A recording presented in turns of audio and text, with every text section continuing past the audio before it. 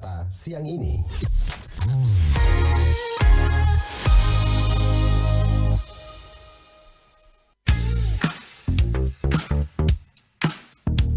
Sesaat lagi kita ikuti acara Literasi Digital. Layanan publik mudah, cepat, dan transparan.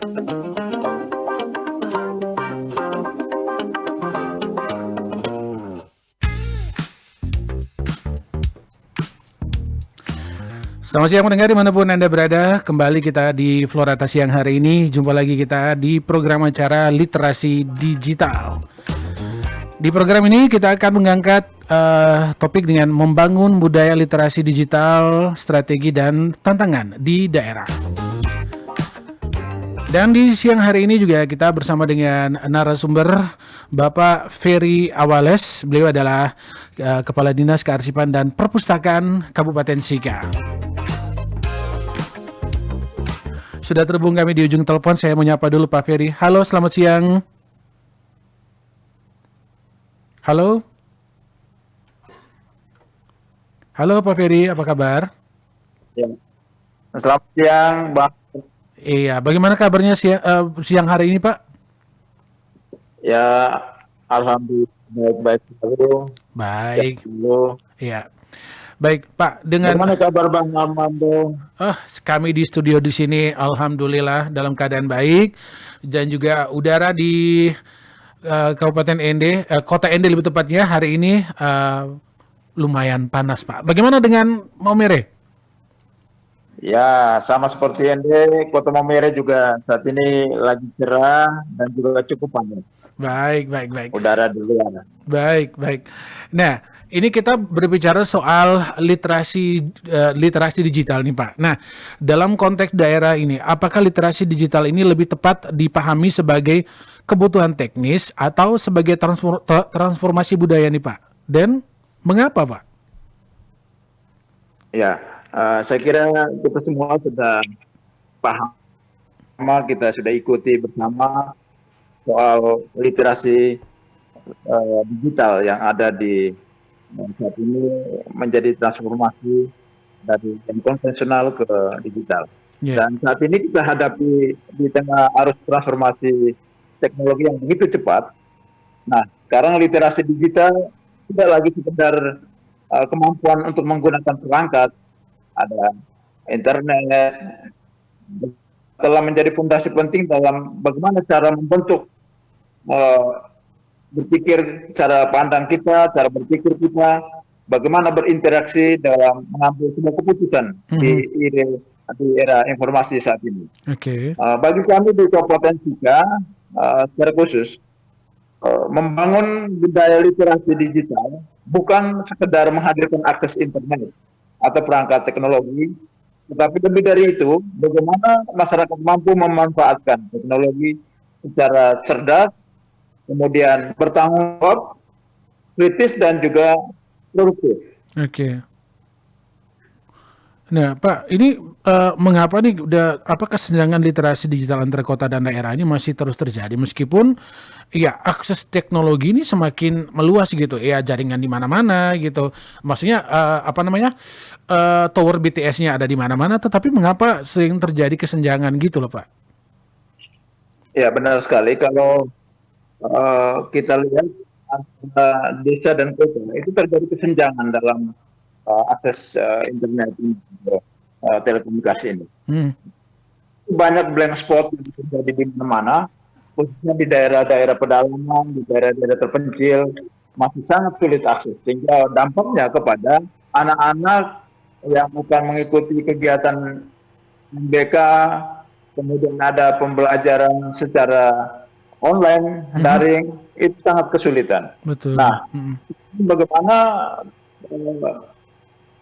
dengan ekspektasi masyarakat yang begitu tinggi terhadap pemerintah untuk menghadirkan layanan telekomunikasi yang bisa dimanfaatkan juga untuk kepentingan pendidikan, kepentingan sosial, ekonomi, dan saat ini informasi yang begitu kencang. Dan tunjangan itu tetap terjadi karena akses tidak otomatis menciptakan pemahaman yang sama.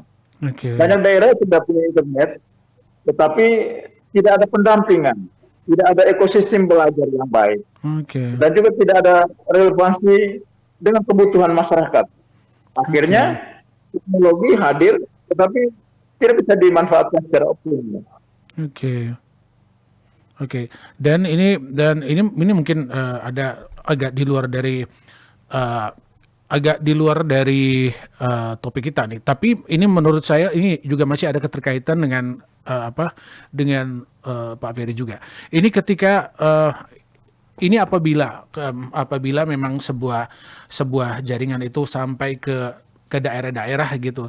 Ini gimana sih nanti caranya tuh agar dari pihak Pak Ferry-nya gini untuk memperkenalkan buku-buku yang menurut saya atau bacaan-bacaan yang saat ini memang sudah agak jarang ya Pak ya. Nah, gimana caranya untuk menggunakan teknologi ini untuk diterapkan di masyarakat nih Pak? Ya memang saat ini ada perubahan pola pembelajaran sebenarnya. Betul. Literasi dari literasi yang konsentrasi membaca buku di perpustakaan, buku secara fisik. Tapi sekarang ada perubahan ke transformasi ke digital. Iya. Nah, sekarang upaya pemerintah daerah melalui Dinas Kearsipan dan Perpustakaan Kabupaten Sika adalah bagaimana membangun atau memperkuat literasi digital yang ada di Kabupaten Sika ini. Bagaimana yang dasar adalah merubah mindset. Saat ini orang lebih cenderung menggunakan gadget untuk mengakses seluruh informasi. Iya. Tetapi ada juga akses informasi tidak bertanggung jawab, yang tidak cerdas. Sehingga ini perlu literasi yang kuat, sehingga memanfaatkan teknologi itu lebih cerdas, lebih cermat, sehingga tidak menimbulkan ekses dampak-dampak hukum yang ada di tingkat masyarakat pada umumnya. Oke. Dan apakah selama ini atau mungkin kedepannya sudah ada planning atau yang sudah dilakukan untuk memperkenalkan literasi digital ini kepada masyarakat pedalaman? Sudah dilakukan belum, Pak? Sepanjang ini kita sudah lakukan sosialisasi edukasi kepada masyarakat, baik tingkat pelajar, para remaja, juga kelompok-kelompok masyarakat, juga masyarakat secara umum, baik di daerah perkotaan maupun di daerah pedesaan, di pedalaman. Nah, sekarang dengan informasi-informasi yang ada, kita bisa filter, yaitu dengan edukasi, literasi kepada seluruh masyarakat, agar cerdas dan lebih cermat untuk memanfaatkan teknologi yang ada. Sehingga bisa memanfaatkan internet atau literasi digital untuk kepentingan pertanian, untuk kepentingan perikanan kelautan, untuk memberikan manfaat dampak bagi masyarakat.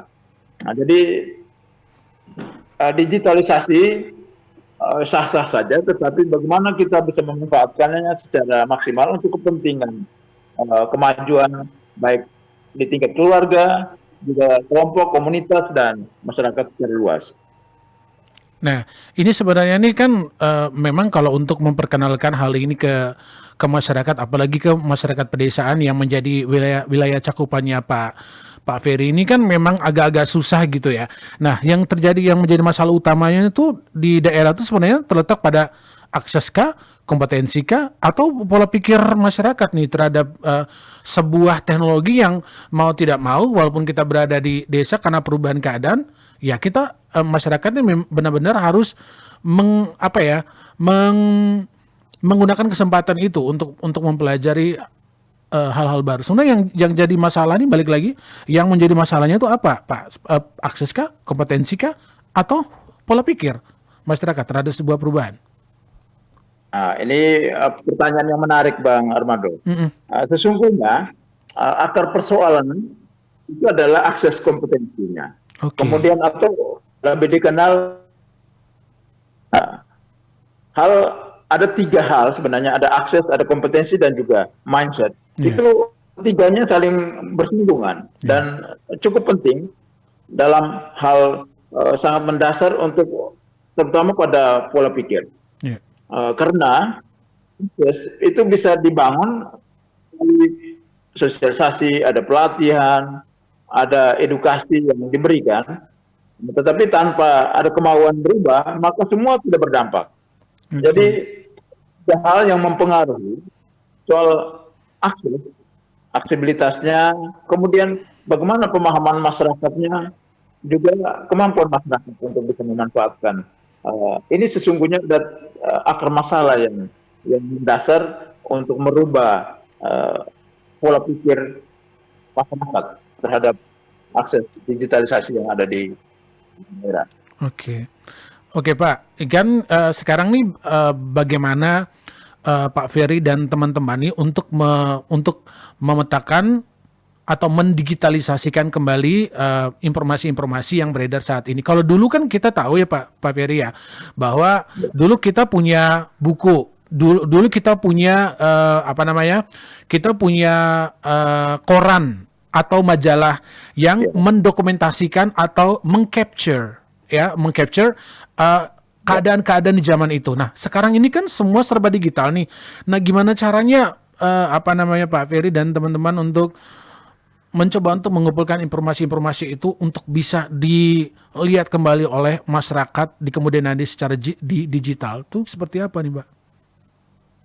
Ya, memang benar sekali bahwa ada perbedaan yang sangat mendasar ketika dulu kita dengan ada baca buku, ada informasi-informasi update kita melalui media massa, koran, cetak yang ada, dan sekarang orang lebih up to date, bahkan informasi by detik itu sudah diakses. Nah, bagaimana langkah kami di pemerintah khususnya dalam hal memperkuat digital di Kabupaten Sika, maka kita coba untuk melakukan sosialisasi secara masif di tingkat masyarakat. Kita membangun literasi yang kuat di tingkat masyarakat agar masyarakat lebih cerdas dan lebih cermat dalam hal-hal urusan informasi. Memang ada hal dampak positif yang ada dengan di era digitalisasi saat ini. Seluruh informasi itu bisa diakses kapan saja. Nah, tetapi apakah informasi itu bisa dipertanggungjawabkan atau informasi itu masih harus perlu dikaji dan diverifikasi?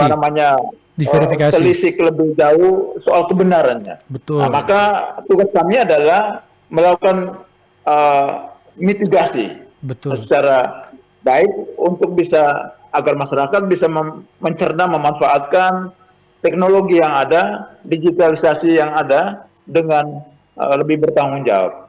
Karena saat ini memang ada informasi-informasi yang masih mentah, itu kemudian dipublish di tingkat masyarakat.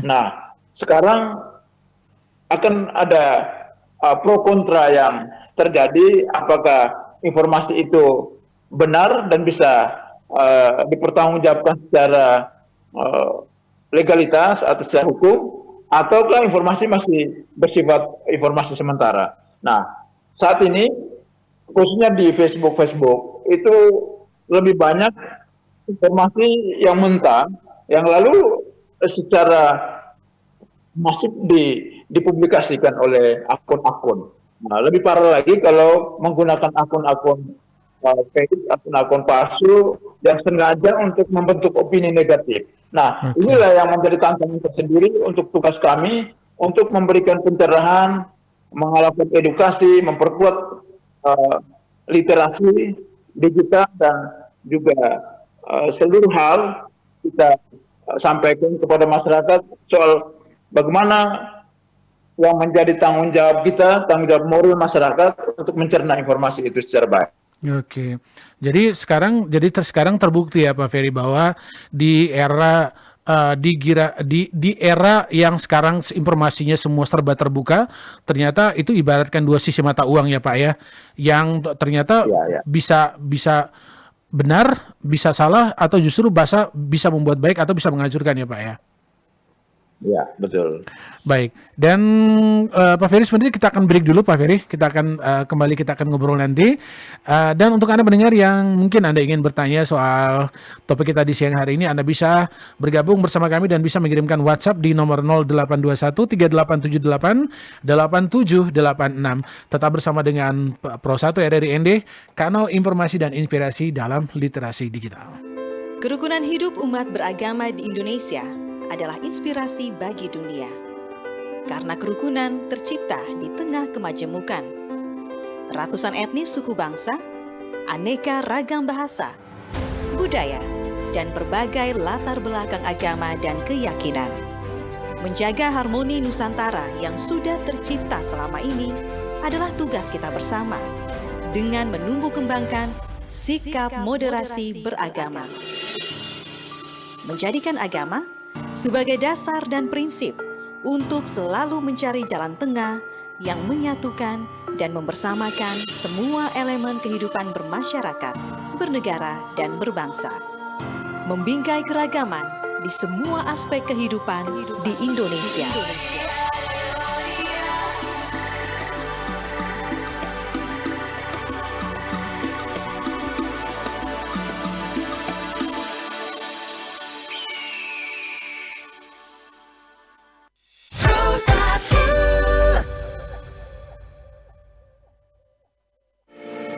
RRI Digital. Nikmati kemudahan interaksi, partisipasi, dan kolaborasi dengan RRI Digital. Interaksi, dengar dan saksikan siaran langsung kami, daftarkan akun Anda, dan mulailah berinteraksi di setiap program dan konten kami. Partisipasi, kreasikan konten Anda berupa berita, podcast, vlog, film, musik, dan playlist. Kolaborasi, kami mengajak berbagai komunitas untuk berkembang bersama melalui digital platform. RRI Digital kini juga menghadirkan terobosan baru, workspace platform, dan online learning platform dengan fasilitas-fasilitas unggulan, monitor impact and outcome, meeting online, video conference, dan library. RRI Digital menghadirkan fitur-fitur untuk peningkatan interaksi, partisipasi, kolaborasi, workspace, dan learning. Segera download RRI Digital.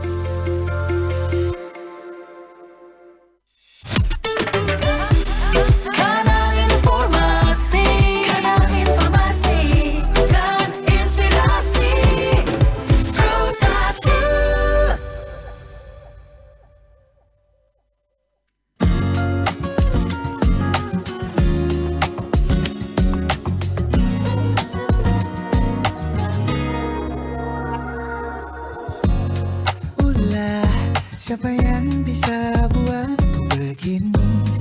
Gila, ini bahagia apa menderita? Langit lagi bagus-bagusnya, tapi bagiku biasa saja. Dia buatku terkesima. Menyapamu, tak berani menciummu, apalagi mata pundak lutut kaki. Gemetarku berdiri kalau sampai ku miliki, tak mau ku tidur lagi. Alamat malah nanti kau pergi. Kalau ada 9 nyawa, mau samamu saja semuanya. Ini dada, isinya kamu semua. Alamat ini kau jatuh cinta. Apa kamu sayang? Apa hayalan cubit aku sekarang? Buat mabuk apa ya? Seketika pingsan, mana nafas buat aja. Can I see you for a minute? Boleh aku visit? See you mom and dad, aku pamit. Kalau memang naga-naganya kau berkenan, ku berangkat sekarang. Ya kamu tak berani menciummu, apalagi mata pundak lutut kaki. Gemetarku berdiri kalau sampai ku miliki, tak mau ku tidur lagi. Alamat malah nanti kau pergi. Kalau ada 9 nyawa,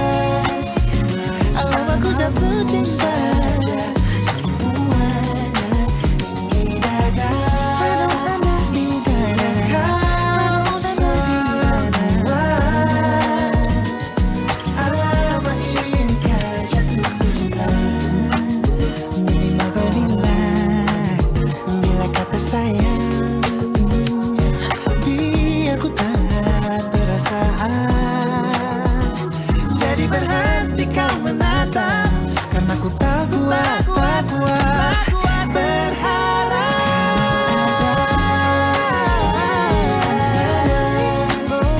Bersamamu saja semuanya. Coba buka, isinya kamu semua. Oh gawat ini ku jatuh cinta. Sembilan kawan bersamamu, bersama pesona. Tak mau yang lain-lain. Pendengar, tadi sudah ada Adrian Khalif dan juga ada Rizky Febian dengan lagunya yang berjudul Alamak, dan masih kita bersama di program Literasi Digital. Anda masih mendengarkan Pro 1 RRI ND, kanal informasi dan inspirasi.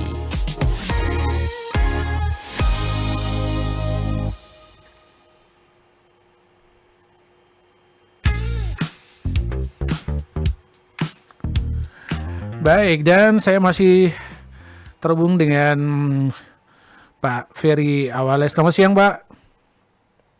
Selamat siang, Iya. Bang Armando. Baik, pendengar, kita masih bersama di Literasi Digital dengan topik membangun budaya literasi digital, strategi dan tantangan di daerah. Untuk Anda yang mungkin ingin bertanya, silakan WhatsApp saja kepada kami di 0821 3878 8786. Baik, Pak Ferry, ini kembali lagi ke topik kita, dan pertanyaan berikutnya adalah apakah pendekatan literasi digital yang bersifat top down ini masih relevan atau justru perlu berbasis kearifan lokal sekarang nih? Ya, benar memang kalau saat ini kita masih bersifat top down. Oke. Tetapi sesungguhnya saat ini kita akan berbenturan itu dengan basis lokal sebenarnya. Oke. Dan pendekatan top down saya kira saat ini kurang relevan sebenarnya jika dia berdiri sendiri. Tetapi kalau literasi digital itu harusnya partisipatif, itu dari masyarakat yang melibatkan tokoh-tokoh lokal, kemudian menyesuaikan dengan karakteristik masyarakat yang ada. Oke. Dan sesungguhnya antara top down dan juga basisnya lokal itu sesungguhnya harus bisa sejalan, sehingga di antara keduanya saling mendukung di antara itu, sehingga membutuhkan juga ada partisipatif dari kelompok masyarakat supaya itu benar-benar mengadopsi yang sesungguhnya yang ada di tingkat masyarakat, itu yang kita bisa laksanakan.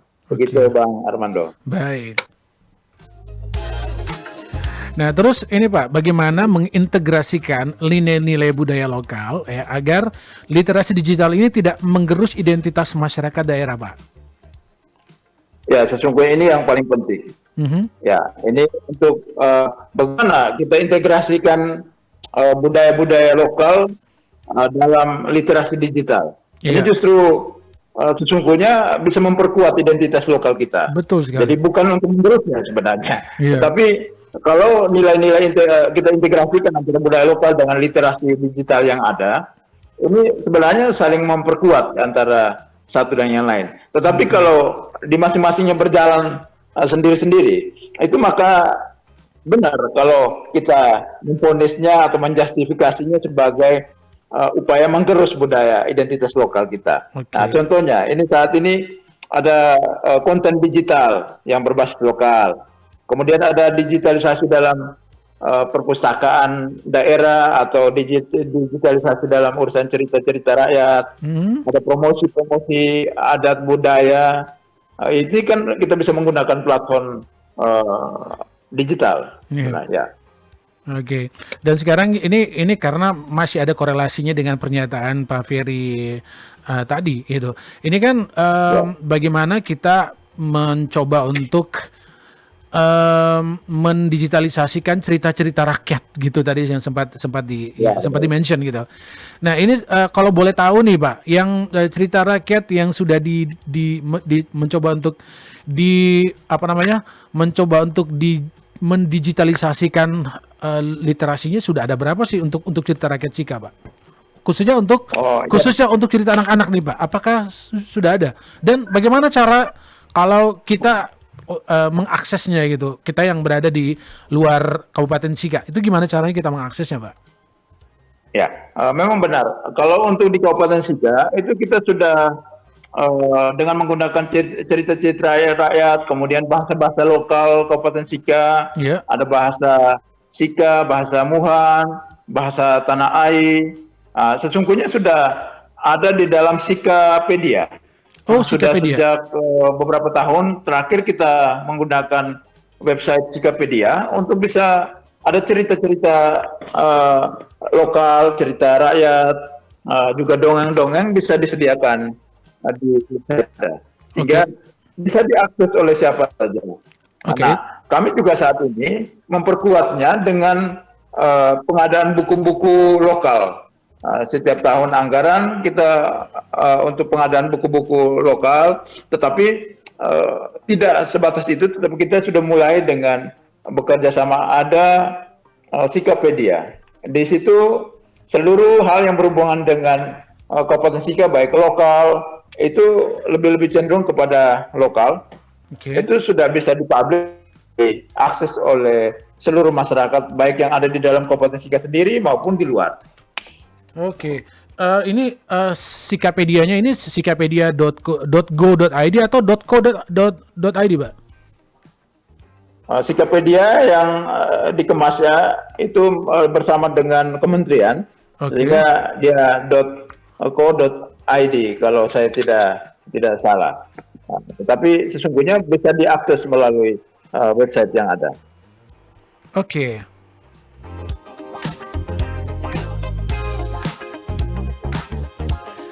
Ya, saya mencoba untuk saya mencoba untuk mengaksesnya, tapi memang agak susah dibuka nih, Pak. Tapi nanti mungkin kata kuncinya yang salah. Tapi ini Sikanya double K ya, Pak ya? Ya, double K. Baik. Nanti akan sehingga nanti pada konten-konten siaran kami juga kami mungkin akan coba mengeksplor kembali untuk kebudayaan-kebudayaan yang ada untuk kami publikasikan ke pendengar kami, sehingga masyarakat seluruh Indonesia bisa mengetahui bagaimana kekayaan budaya kita yang ada di Nusa Tenggara Timur nih, Pak. Ya, benar. Sehingga bisa diakses melalui Instagramnya Sikapedia, kemudian ada YouTube-nya. Bisa diakses. Itu selain website itu juga ada ini ya, Pak, juga ada YouTube ya, Pak ya? Ya, benar sekali. Baik. Nah, Pak, di tengah maraknya hoax nih, apakah masyarakat sudah dibekali dengan kemampuan berpikir kritis atau sebatas kemampuan menggunakan perangkat nih, Pak? Ini masih soal literasi digital, karena literasi digital ini bukan hanya buku ya, tetapi ini juga perangkat dan juga hal-hal yang berkaitan di dalamnya nih, Pak. Ini balik lagi karena tadi seperti yang Pak Ferry sempat mention tadi soal postingan di YouTube yang mentah itu yang ternyata ditelan oleh masyarakat tanpa mengkonfirmasi lagi gitu, tanpa mentelaah lagi, langsung ditelan bulat-bulat gitu informasi-informasi yang ada. Nah, ini di tengah maraknya hoax ini, apakah masyarakat sudah dibekali kemampuan berpikir kritis atau sebatas kemampuan menggunakan perangkat, Pak? Ya, benar sekali. Ini menjadi tantangan terberat kita saat ini di zaman digitalisasi yang lagi marak-maraknya ini. Ini menjadi kita harus bersekutu untuk berperang melawan hoax ini. Dengan berpikir kritis. Nah, masalah kita saat ini adalah masih begitu cepat mempercayai informasi-informasi yang ada di media sosial. Dan yang saat ini sudah bisa menggunakan teknologi, tetapi belum tentu dia mampu berpikir kritis. Nah, ini yang membuat hoax itu semakin cepat melebar. Ketika kita mulai dengan cara pandang kita, mindset kita berpikir secara cerdas dan kritis, itu sesungguhnya hal yang paling tepat untuk bisa menghadapi hoax yang begitu masif saat ini. Dan hoax ini itu menyebarnya cukup cepat. Dan bagaimana upaya kita? Nah, literasi digital ini harus naik level. Bisa dipakai untuk menilai kemudian bisa dipakai untuk menyaring. Oke. Jadi ada 3S, saring sebelum share. Ini yang sebenarnya kata kunci di dalam meminimalisir adanya hoax yang ada yang menyebar saat ini di media sosial. Dengan cara berpikir kritis itu ada kuncinya adalah berpikir kritis untuk bisa saring, berpikir kritis untuk bisa share, sehingga apa yang kita share yang sudah difilter secara baik sehingga bisa lebih bertanggung jawab dalam hal digitalisasi untuk memberikan informasi kepada publik. Oke, ini berarti kata kuncinya 3S ya, Pak. Sharing 3S. sebelum Saring sebelum share. Saring sebelum share. Oke. Itu 3S ya pendengar. Jadi cara untuk menangkal informasi hoax itu tadi adalah saring sebelum share. Ya, saringnya gimana nih pendengar? Dengan cara mungkin mencoba untuk menelaah kembali informasinya, kemudian membandingkan dengan sumber berita lain ya, untuk memvalidasi apakah informasi itu sebenarnya benar ataukah hanya informasi hoax ya, atau justru malah menyesatkan, bukan memberikan solusi tapi justru menyesatkan masyarakat. Nah, jadi seperti yang disampaikan Pak Ferry tadi, 3S, saring sebelum share.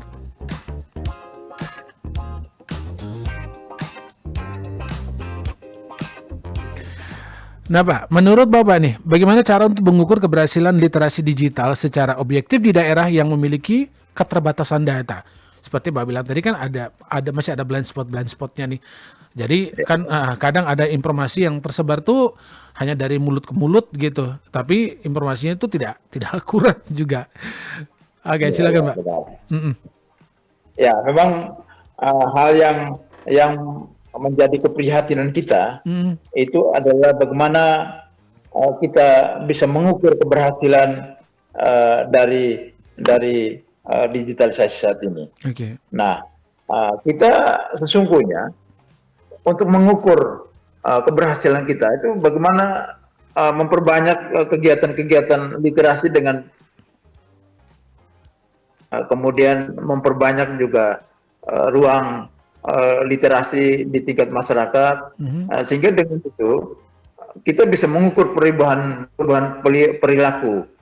Kemudian kalau digitalisasinya dalam urusan ekonomi, kita bisa mengukur kemana ada peningkatan ekonomi.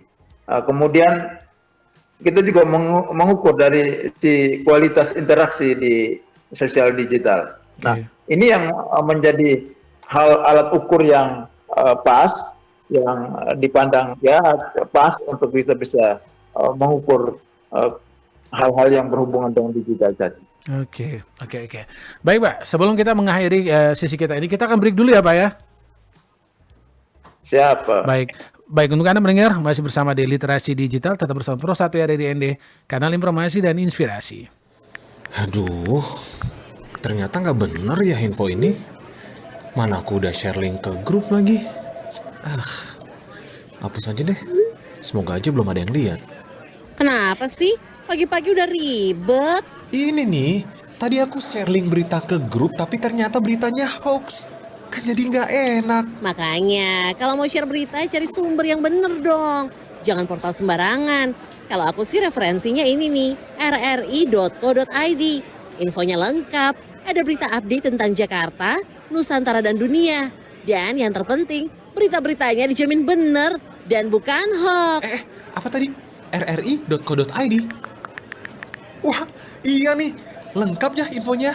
Ada juga berita foto, video, infografis, dan bisa sambil streaming RRI juga. Wah, mantep sih ini. Pokoknya update berita tentang daerah kita yang benar, alias anti-hoax, ya di rri.co.id.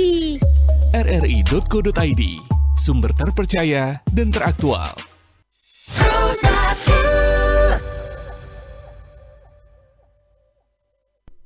Naik kereta api, tut tut tut. Tahukah kamu, lagu Naik Kereta Api diciptakan oleh Ibu Sud atau Saricah Niung yang terinspirasi saat ia naik kereta menuju Surabaya. Ibu Sud adalah seorang pemusik, guru musik, pencipta lagu anak-anak, penyiar radio, dan seniman batik Indonesia. Dan tahukah kamu, Ini dia kelanjutan dari lirik lagu Naik Kereta Api. Cepat keretaku jalan, tut tut tut. Banyak penumpang turun. Keretaku sudah penat. Lagu ini sendiri direkam pada tahun 1960, dinyanyikan oleh Ansambel Gembira Jakarta dan diiringi oleh Kutilang Orkestra. Penumpang semua turun.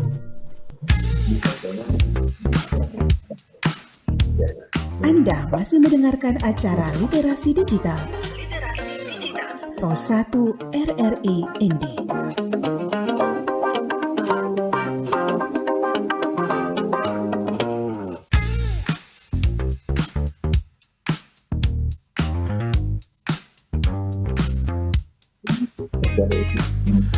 Pendengar dimanapun Anda berada, kita masih di Literasi Digital, masih dengan Pak Ferry Awales nih. Halo Pak Ferry. Halo, selamat siang. Baik, ini ada pertanyaan lagi nih sebelum kita ke pertanyaan kesimpulan. Nah, Pak, apa sih resiko jangka panjang ini jika literasi digital di daerah tidak segera ditingkatkan secara serius nih, Pak? Ya, memang kondisi saat ini sama dengan perang sebenarnya. Oke. Apabila kita tidak serius untuk tangani. Kalau informasi hoax itu dipelihara secara terus-menerus, kemudian disebarkan tanpa ada sharing. Nah, ini yang menjadi justru perang yang bom itu masih lebih diketahui, tetapi saat berperang dengan informasi hoax ini yang sesungguhnya paling dahsyat dan berbahaya. Nah, ini yang menjadi tugas kita. Menerobos seluruh hal yang masih terbelenggu dengan informasi-informasi yang sifatnya belum divalidasi secara baik. Nah, ini yang menjadi tanda kita bagaimana kita bisa keluar dari jeratan ini. Hoax yang sesungguhnya dalam penyebaran ini menjadi krisis sebenarnya yang harus kita tangani segera. Oke, jadi ternyata perang ini bukan hanya seperti sekarang yang perang antara Amerika dan Iran, tapi juga ternyata perang kita belum selesai ya dengan informasi-informasi hoax ya Pak ya. Apalagi dengan situasi seperti sekarang ini, informasi-informasi palsu ini sangat beredarnya cukup kencang ya. Ya. Justru informasi palsu itu yang sangat digemari oleh para netizen yang ingin dengan opini-opini negatif itu sebenarnya. Nah, sekarang ini bagaimana tugas kita untuk bisa meminimalisir ini? Dan menurut Pak Ferry sendiri yang memang berada di bidang ini, menurut Pak Ferry sendiri secara pribadi, informasi hoax yang paling sering muncul itu tuh di waktu apa, Pak? Nah, ini yang kalau saat-saat yang berhubungan dengan politik, dekat-dekat politik legislatif, pilkada, pilpres, ini yang sesungguhnya momen-momen yang digunakan, momen pas yang digunakan oleh buzzer-buzzer untuk bisa saling serang. Dan ini yang sebenarnya juga di saat-saat seperti ini juga sama di Kabupaten Sika, dan saya ikuti di semua grup yang ada di Provinsi NTT, bahkan grup yang dengan jumlah pesertanya followers yang cukup besar itu ada di Sika, itu FRS, Peduli Rakyat Sika, lalu ada di Kupang itu yang paling besar juga Vicky Lirik Bicara, bebas bicara bebas. Nah, kemudian di Jawa Timur itu juga saya ikuti, di Jawa Barat saya ikuti. Ini juga soal kebijakan pemerintah yang dikritisi oleh teman-teman netizen dengan gaya hoax ini. Nah, ini yang menjadi bagian penting, dan saya yakin bahwa dengan kerjasama dengan seluruh media yang ada, RRI, kemudian juga media-media online yang ada, kita bersama dengan pemerintah untuk bisa meminimalisir adanya hoax yang beredar di tingkat masyarakat melalui. Betul sekali. Dan informasi-informasi yang disebarkan oleh akun-akun palsu ini seakan-akan melemparkan bola panas kepada masyarakat. Setelah itu dia tinggal. Yang jadi pertanyaannya adalah, ini benar-benar suara hati dari masyarakat ataukah dalam tanda kutip titipan dari calon-calon tertentu? Ya benar. Ini biasanya dilakukan oleh para buzzer. Ini kita jadi ngomongin politik ya Pak ya. Tapi memang saat ini memang kalau saya cermati dari beberapa akun Facebook yang ada di Kabupaten ND yang terkait dengan grup-grup tertentu gitu ya. Entah itu Lika-Liku NTT lah, NTT Update lah, atau di ND ada Endelio berbicara dan segala macamnya. Saat ini memang banyak yang menyerang lebih ke menyerang pemerintah. Nah, kita sudahi dulu itu, tapi kita ke pertanyaan kesimpulan nih Pak ya, sebelum kita benar-benar mengakhiri acara ini. Jika harus memilih satu strategi paling berdampak, apakah yang seharusnya menjadi prioritas utama untuk membangun budaya literasi digital yang inklusif dan berkelanjutan di daerah, Pak? Kalau kita memilih strategi lebih berdampak, jawabannya adalah kita bangun dan budaya berpikir kritis dari masyarakat terhadap teknologi yang ada. Karena ketika masyarakat sudah mulai sadar, mulai kritis dan adaptif, maka akses dan teknologi akan otomatis bisa dimanfaatkan secara maksimal. Nah, literasi digital bukan soal seberapa canggih teknologi yang kita miliki, tapi seberapa bijak kita menggunakannya. Daerah tidak boleh hanya menjadi pasar teknologi, tapi harus menjadi pelaku utama dalam memanfaatkan untuk kesejahteraan rakyat. Baik Pak, terima kasih sudah sharing-sharing bersama kita di siang hari ini Pak Ferry. Ini luar biasa. Jadi sehingga masyarakat lebih tercerahkan dengan literasi digital ini. Baik, pendengar, barusan kita bersama dalam literasi digital untuk hari ini dengan topik membangun budaya literasi digital, strategi dan tantangan di daerah bersama dengan Pak Ferry Awales. Beliau adalah Kepala Dinas Kearsipan dan Perpustakaan Kabupaten Sikap. Pak Ferry, terima kasih banyak. Terima kasih.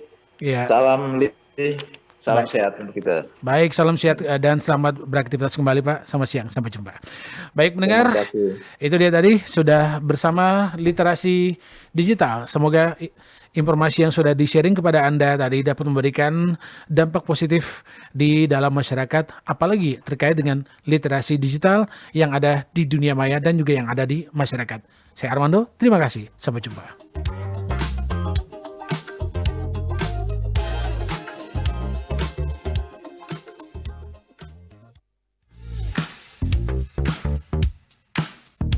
Terima kasih Anda telah mengikuti acara Literasi Digital.